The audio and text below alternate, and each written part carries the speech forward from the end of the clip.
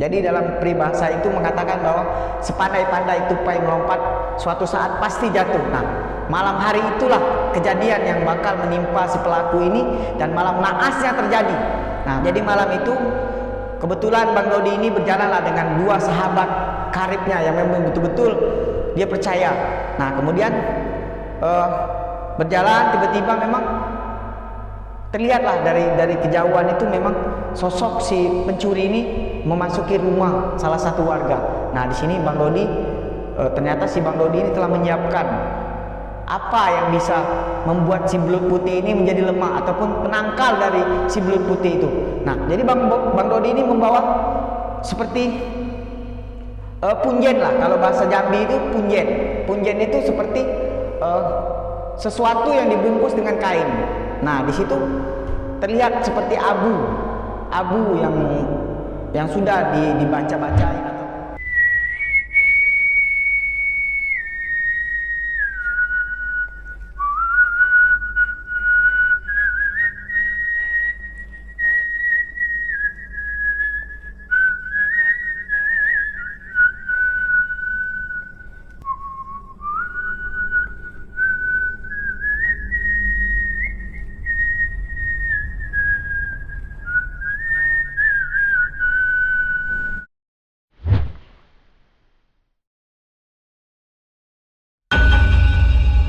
Di sini si belut putih ini mulai mengeluarkan ilmunya. Nah, kemudian si belut putih ini mulai membuka bajunya dengan pakaiannya dengan telanjang itu. Nah, kemudian mencoba untuk berlari. Nah, kemudian Bang Dodi ini tadi ingat akan pesan gurunya. Apabila si belut putih itu membuka pakaiannya untuk berlari, kamu ingat, taburkan abu ini di tubuhnya, dan insya Allah dia akan melemah, kata gitu kan. Nah, kemudian Bang Dodi ini mulailah mengambil abu yang dibawa oleh Bang Dodi ini untuk ditaburkan kepada si pelaku ini. Nah, dengan tiba-tiba pun pelaku itu tiba-tiba lemas, seakan-akan tidak berdaya gitu kan. Nah, disinilah Bang Dodi berhasil untuk menangkap si pelaku ini. Nah, jadi di sini Bang Dodi berhasil mewujudkan wujud asli dari si pelaku ini dengan kasat mata gitu kan. Jadi yang tadinya si pelaku ini tidak terlihat, sekarang wujud dari si pelaku ini terlihat, dan sahabat dari Bang Dodi ini pun melihat bahwa sosoknya itu tidak jelas gitu kan. Nah, tanpa disadari oleh si pelaku ini, Bang Dodi ini mengambil air yang dibawa dengan botol itu, kemudian disiramkannya lah ke si pelaku itu. Nah, kemudian setelah pelaku itu disiram oleh air itu, memang kelihatan si pelaku itu tidak berdaya gitu kan. Jadi seakan-akan pelaku itu lemas, terkulai, tidak berdaya. Nah, kemudian si Bang Dodi ini memerintahkan sahabatnya itu untuk pergi. Kamu pergi sekarang, cepat panggil warga agar mereka melihat siapa pelaku sebenarnya. Nah, kemudian sahabatnya ini tadi berlari mencari bantuan ke warga. Namun sahabat yang awal diperintahkan si Bang Dodi ini tidak muncul ataupun tidak datang dengan warga. Entah apa yang terjadi dengan sahabat ini tadi. Nah, makanya Bang Dodi tadi bergegas menyuruh sahabatnya tadi untuk pergi, untuk memanggil warga yang lain. Nah, setelah sahabatnya pergi tadi, ternyata si belut putih ini tadi belum kalah. Nah, di sini terjadilah perkelahian lagi antara Bang Dodi dan si belut ini. Nah, selang berapa jam kemudian itu memang si belut ini tadi belum mengaku kalah dengan Bang Dodi ini, dan akhirnya mereka sama-sama lah tergeletak lemas tergeletak lemas lah karena banyak menguras energi lah dalam pertarungan tersebut. Nah, kemudian selang berapa jam kemudian warga datang.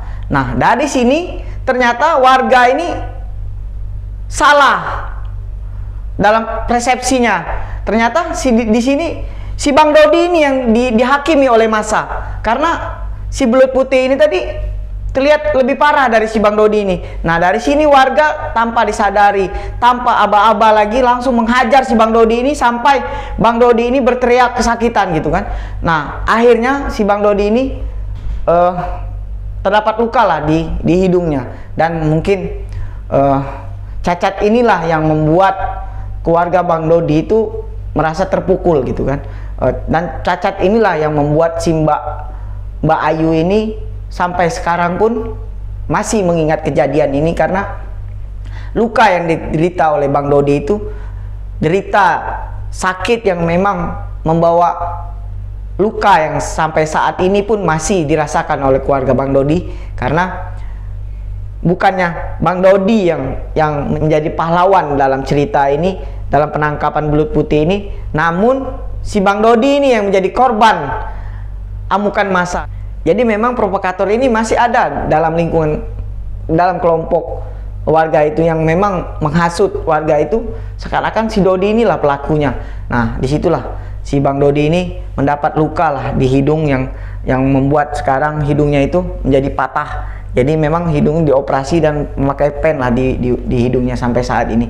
Nah, ternyata salah satu sahabat dari Bang Dodi itu tadi berteriak lah, bukan dia pelakunya, bukan dia Dodi, dia yang membantu kita untuk menangkap si pelaku ini. Pelakunya itu yang di sebelahnya, yang tidak memakai baju gitu kan. Nah, dari situlah warga itu melihat pelaku dari si belut putih itu sudah terkapar, namun di situ pun dia belum mengakui bahwa dia pelakunya, seakan-akan dia masih membela diri. Nah, disitulah ingat pesan dari gurunya, coba kamu pukul belut itu dengan tebu hitam ini, tapi pukul di bagian belakangnya, karena belut itu, kalau kita melihat fisik dari belut itu hanya memiliki satu tulang, yaitu tulang belakang.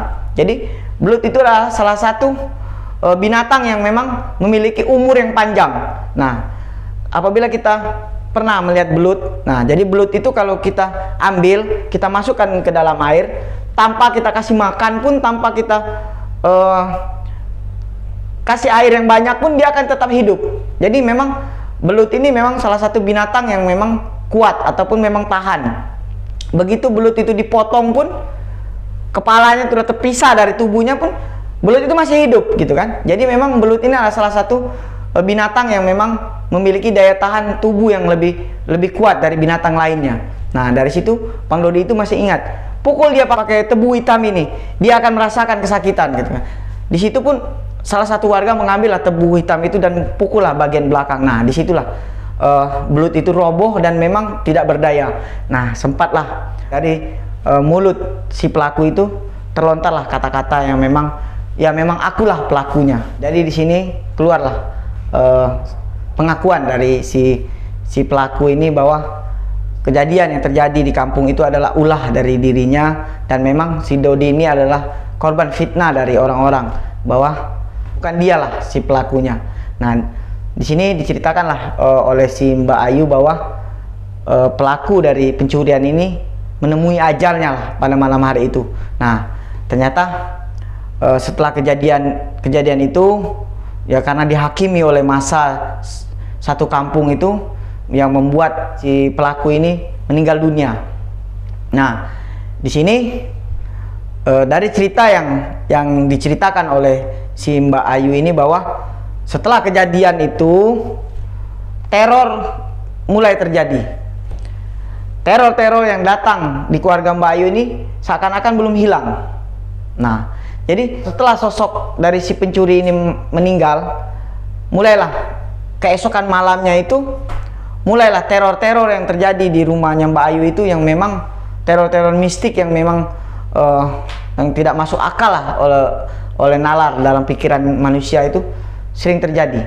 Nah, yang membuat warga kampung heboh itu bahwa arwah dari si pelaku pencurian ini mulai gentayangan dengan berjalan mengelilingi kampung, dan rumahnya Mbak Ayu itu seakan-akan seperti didatangi oleh orang-orang beramai-ramai, tapi pas kali dilihat nggak ada orang gitu kan, dengan suara-suara teriakan ataupun suara-suara tangisan yang memang membuat keluarga si Mbak Ayu ini ketakutan. Nah, di sini jadi setelah 3 hari kejadian meninggalnya dari si pelaku itu, dengan teror-teror yang membuat kampung itu menjadi heboh itu, orang tua dari Mbak Ayu ini mengambil keputusan lah untuk meninggalkan kampung tersebut dan jauh dari kampung tersebut. Namun di sini si Bang Dodi ini tidak bisa mengikuti orang tuanya, karena memang masih dirawat di salah satu rumah sakit lah di kampung itu. Kemudian pergilah mereka meninggalkan kampung halamannya itu untuk pergi hijrah lah ke kampung yang lain dengan menjual semua hartanya itu, dengan ya hidup seadanya lah, karena teror yang menimpa keluarga ini semakin menjadi-jadi gitu kan. Nah, singkat cerita, dari cerita yang telah disampaikan atau cerita yang dibagikan oleh si Mbak Ayu ini kepada saya sedikit memiliki feeling lah, atau memiliki feel lah dari cerita ini yang memang memiliki pengaruh yang membuat saya itu penasaran gitu kan. Jadi setelah Mbak Ayu ini mengirimkan semua ceritanya itu melalui lewat WhatsApp saya, kemudian Mbak Ayu ini menghubungi WhatsApp saya, terus bertanya kepada saya, Bang Raden, abang siap menceritakan cerita ini? Emang kenapa? Saya bilang gitu. Sebenarnya begini bang, cerita yang saya bagikan ini adalah kisah nyata bang, dalam kehidupan saya. Terus memang cerita ini sampai saat ini pun masih membuat ketakutan dalam diri saya dan keluarga saya, karena teror yang terjadi itu sampai saat ini pun masih terjadi. Karena kejadian itu telah lama terjadi bang. Setelah kejadian itu saya memutuskan untuk berangkat ke luar negeri. Saya memutuskan untuk menjadi TKW di luar negeri selama 16 tahun. Kemudian setelah 16 tahun itu saya pulang ke Indonesia, dan kisah ini pun masih terngiang-ngiang di dalam pikiran saya, dan rasa ketakutan keluarga saya itu seakan-akan sampai sekarang masih ada gitu kan. Sampai detik ini pun, setelah saya memberikan cerita ini kepada Bang Raden, tubuh saya ini gemetar, lemas, seakan-akan tidak berdaya bang. Nah, dari situ saya berpikir, berarti cerita ini memang ada sesuatu hal mistis, yang sesuatu hal-hal yang memang di luar nalar. Terus memang di cerita ini seperti memiliki aura gaib yang memang betul-betul terasa. Kalau menurut penglihatan batin saya, bahwa cerita ini memang mempunyai feel yang betul-betul bagus gitu kan. Jadi seakan-akan cerita yang disampaikan oleh si Mbak Ayu ini, ada sedikit cerita yang memang mungkin tidak berani ataupun tidak terucap oleh si Mbak Ayu ini, tapi saya bisa merasakan gitu kan, bahwa ada satu cerita yang belum sempat dia ceritakan. Namun di sini saya hanya bisa, ini mungkin perasaan saya saja. Terus saya sempat bercerita lah kepada Mbak Ayu itu, ya insya Allah saya akan coba pelajari dulu cerita ini. Mungkin setelah saya dapat dan saya bisa mengolahnya dalam satu cerita yang lengkap, saya akan menceritakanlah ke sahabat-sahabat di channel YouTube Raden Kelana Official.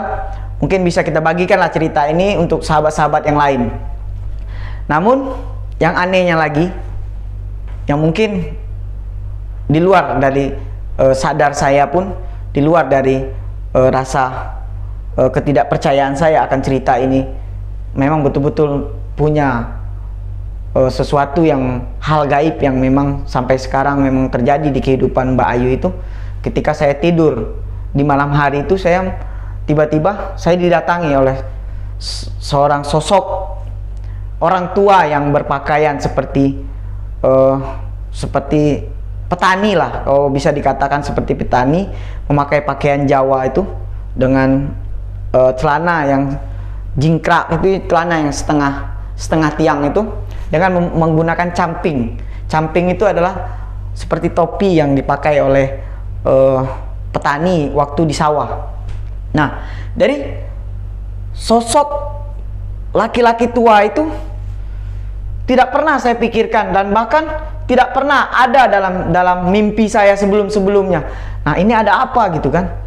Sosok laki-laki ini datang kepada saya, terus bertanya kepada saya, kamu ceritakanlah cerita ini, sampaikan cerita ini, biar orang tahu bahwa cerita sebenarnya ini adalah cerita yang akan saya ceritakan ini.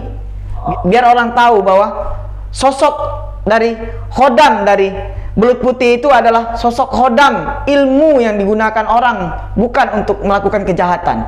Dan sosok dari Khodam Belut Putih itu tidak mungkin bisa dibunuh, karena yang mati dalam kejadian itu bukan aku, tetapi raga dan jasad dan manusia itu.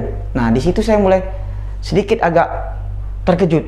Karena sosok ini belum pernah ada dalam mimpi saya dan ada dalam hayalan saya. Dan tiba-tiba saya seakan-akan mencoba berkomunikasi kepada sosok itu. Terus saya bertanya kepada sosok itu, sekarang begini, kalau kamu bisa masuk ke dalam tubuh saya tidak akan ceritakan cerita ini. Tapi jika kamu tidak bisa masuk ke dalam tubuh saya akan ceritakan cerita ini kepada orang. Ataupun saya akan bagikan cerita ini agar orang tahu bahwa cerita sesungguhnya seperti apa. Nah, tiba-tiba itu sosok itu masuk ke dalam tubuh saya itu, tapi tidak masuk dalam seutuhnya. Nah, seakan-akan saya itu dipengaruhi oleh sosok itu, namun sosok itu tidak mampu mengendalikan tubuh saya, tidak mampu mengendalikan pikiran saya. Saya masih setengah sadar. Nah, dalam sadarnya itu saya terbangun dari tidur itu sekitar jam 12 malam. Dan itu pun disaksikan oleh kru dari sebuah kisah misteri. Ada Rio Wijaya, terus editor, terus kru dari Raden Kelana Official, terus ada ayah saya, bapak saya, Raden Jailani pun. Di saat saya terbangun itu, orang-orang itu tersentak kaget. Seakan-akan saya itu bangun dari tidur dan melihat wajah saya itu berubah. Seakan-akan bukan sosok dari saya yang sebelumnya gitu kan. Tiba-tiba saya itu makan dengan duduk dengan tidak seperti biasa gitu kan. Jadi setiap orang yang saya lihat itu emosi saya seakan-akan meledak. Emosi saya itu seakan-akan melambung gitu kan.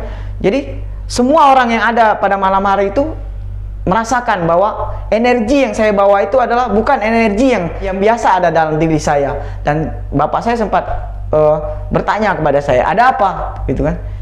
Terus saya menjawab, saya masih ingat itu, tidak ada apa-apa pak. Kemudian saya makan itu, tiba-tiba habis makan itu memang, setelah saya makan itu memang apa yang ada di depan saya itu saya banting semua. Dan sampai HP pun, yang dimana HP itu ya salah satu nyawa lah. Kalau buat saya itu HP ini adalah alat komunikasi saya, itu sampai hancur saya banting. Jadi seakan-akan emosi saya itu meledak gitu kan. Nah, kemudian saya masuk ke kamar itu, saya berteriak, seakan-akan saya bilang, pergi kamu, kamu tidak akan bisa masuk ke dalam tubuh saya. Nah setelah itu mendengar teriakan saya itu, bapak saya Raden Jailani masuk ke kamar, dan kemudian dia melihat wajah saya itu berubah, seakan-akan bukan sosok saya yang sebelumnya, ataupun bukan sosok saya yang biasanya. Namun bapak saya hanya berbicara, ya sudah, sekarang istirahat, bawa tidur, kata bapak. Kemudian jangan lupa baca istighfar banyak-banyak, jangan emosian gitu, kata bapak, hari sudah malam. Nah, kemudian tanpa saya sadari, saya itu tiba-tiba saya tertidur lelap lah. Nah dalam mimpi saya itu tuh sosok itu datang dengan menghampiri saya.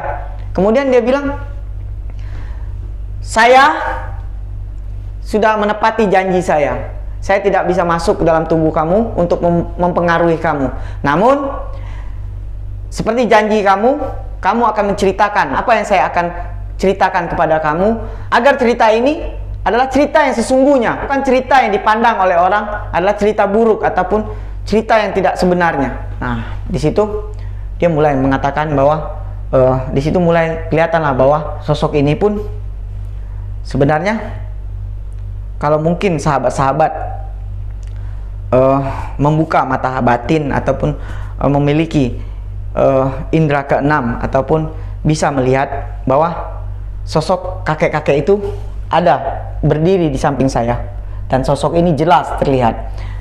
Mungkin sahabat-sahabat yang bisa melihat ataupun bisa merasakan sosok itu berada di samping kiri saya, dan sosok itu menyaksikan dari awal saya bercerita, dan sosok ini seakan-akan menjadi saksi bahwa saya akan menceritakanlah sesungguhnya apa itu khodam dari ilmu belut putih. Dan cerita ini akan saya ceritakan, akan saya bagikan.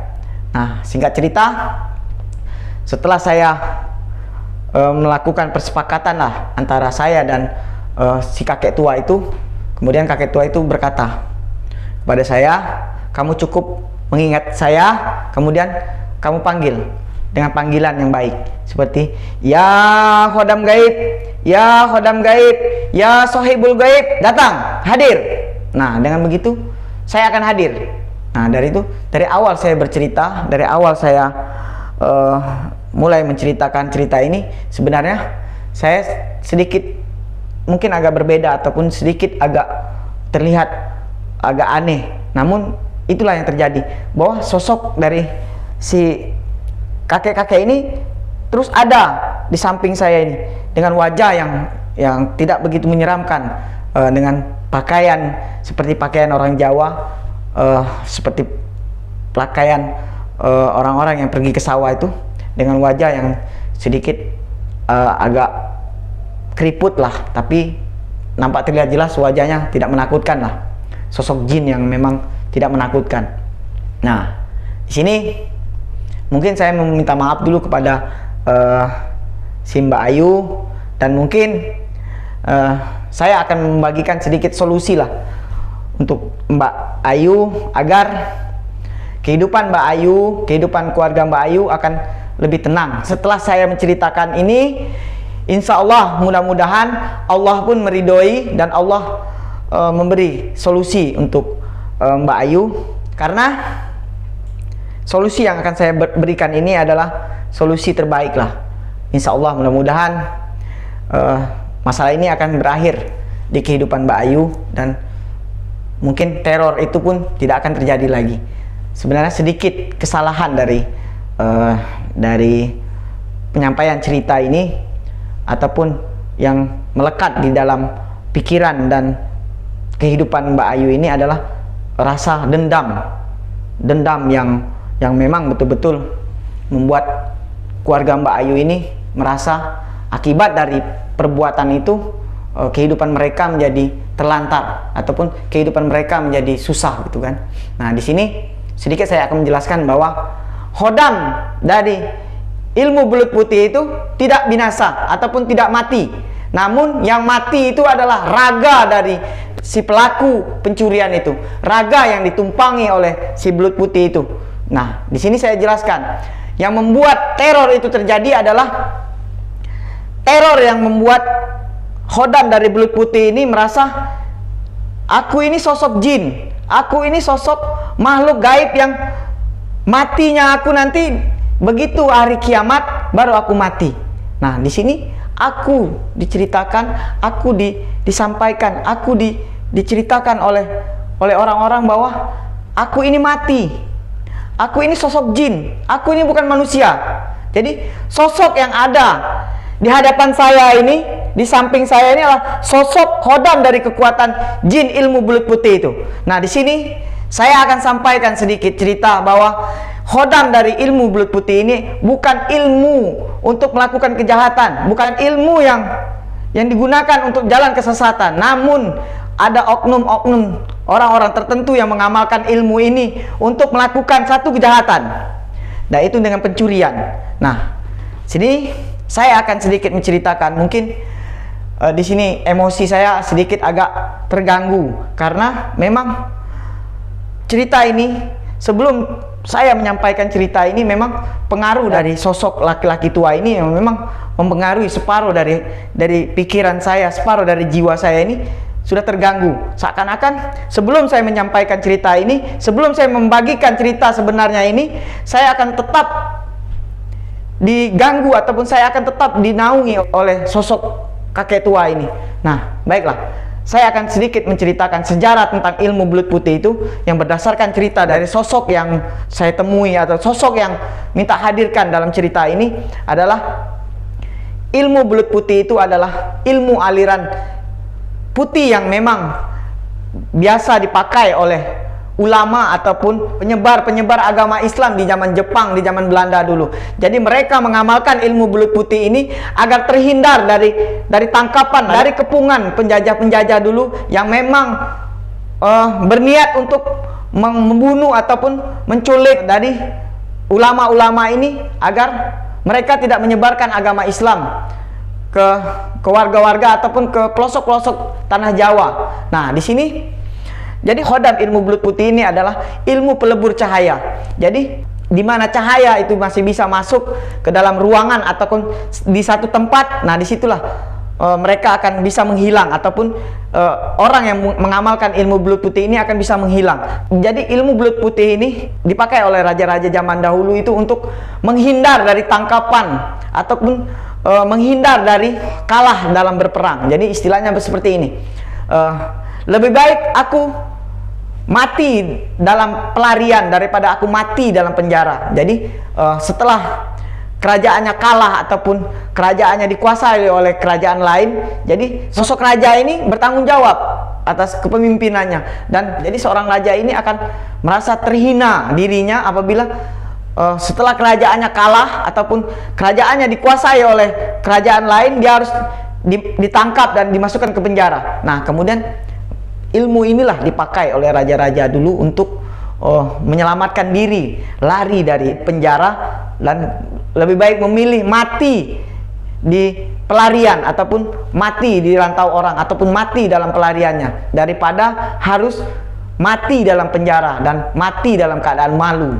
Nah, jadi sosok dari khodam ilmu belut putih ini adalah memang ilmu putih yang memang diamalkan untuk seseorang itu untuk lari dari kepungan ataupun bisa menghilang dari pandangan mata seseorang. Nah, namun memang di sini ada orang-orang tertentu ataupun orang-orang yang menggunakan ilmu ini menjadikan ilmu ini salah jalan ataupun menjadikan ilmu ini sesat.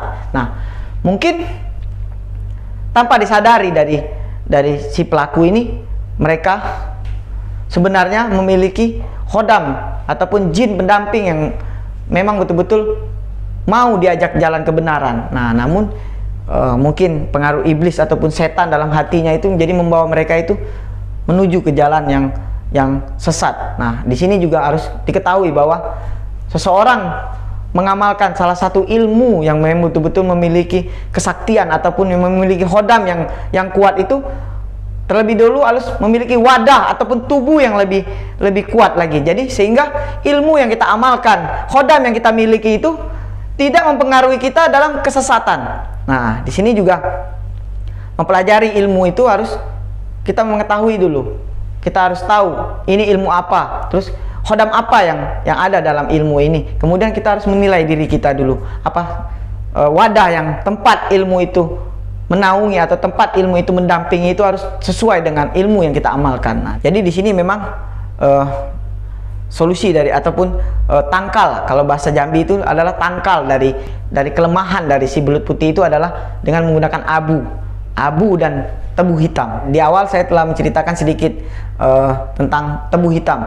Nah, kalau masyarakat Jambi ini menganggap tebu hitam itu adalah sebagai tangkal dari ilmu gaib ataupun tangkal dari makhluk-makhluk astral yang memang yang akan berbuat jahat, ya, tangkal ilmu lah kata orang Jambi itu.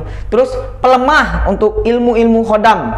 Nah, jadi orang yang memiliki khodam ataupun orang yang memiliki ilmu, apabila bertemu dengan tebu hitam ini ataupun dipukulkan dengan tebu hitam ini, apa yang digunakannya, apa yang dipakainya akan lemas ataupun akan hilang itu dengan seketika. Memang khodam dari kekuatan ilmu gaib itu akan kalah dengan kekuatan dari khodam dari tebu hitam ini. Nah, tapi kalau untuk di rumah ataupun untuk penjaga rumah lah, seperti tangkal ataupun untuk agar hal-hal seperti itu tidak terjadi di rumah, itu teman-teman ataupun sahabat-sahabat boleh mencari tebu hitam itu.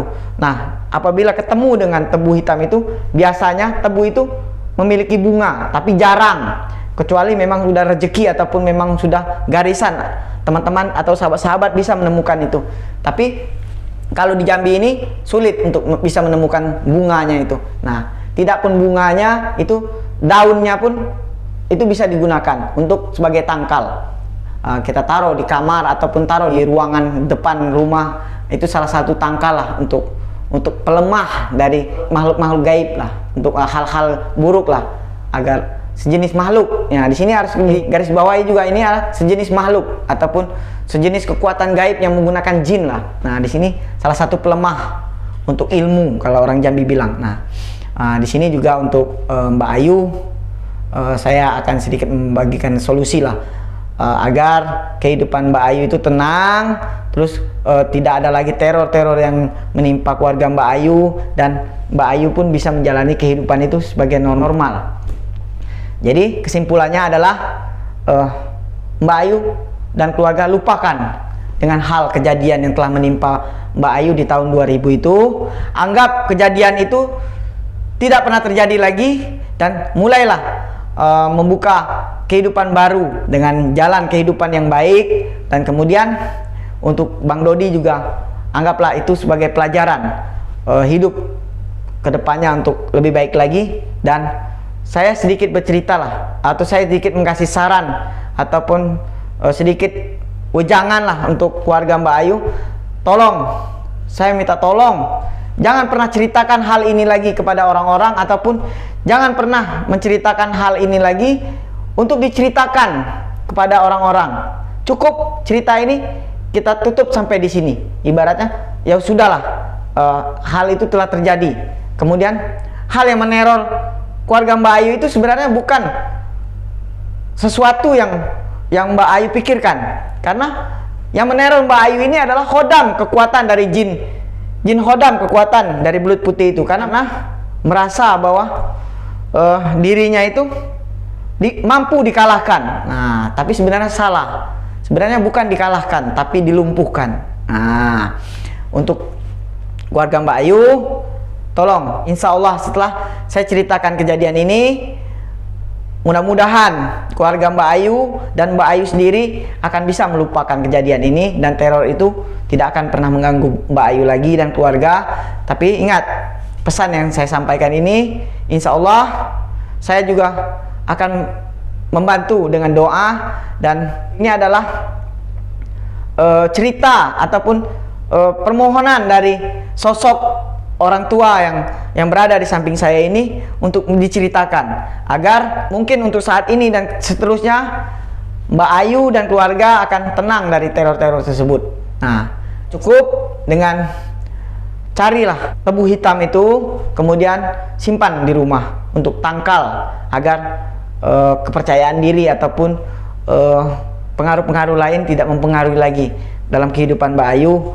Ya, mungkin saya mohon maaf karena di segmen kali ini memang saya betul-betul menceritakan ini tidak terlalu fokus, ataupun memang apa yang saya ceritakan ini bercampur dengan emosi yang memang mempengaruhi pikiran saya, mempengaruhi diri saya untuk menceritakannya dengan nada yang tinggi ataupun di luar dari kebiasaan saya bercerita. Saya mohon maaf, karena apa yang saya sampaikan adalah apa yang saya ketahui, dan apa yang saya rasakan saat ini adalah betul-betul terjadi.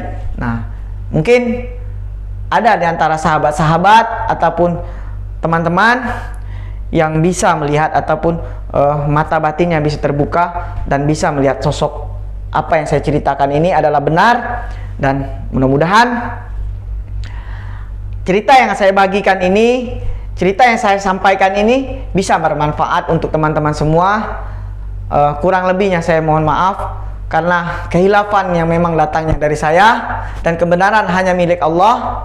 Akhirul kalam, wabillahi taufik walhidayah. Wassalamualaikum warahmatullahi wabarakatuh.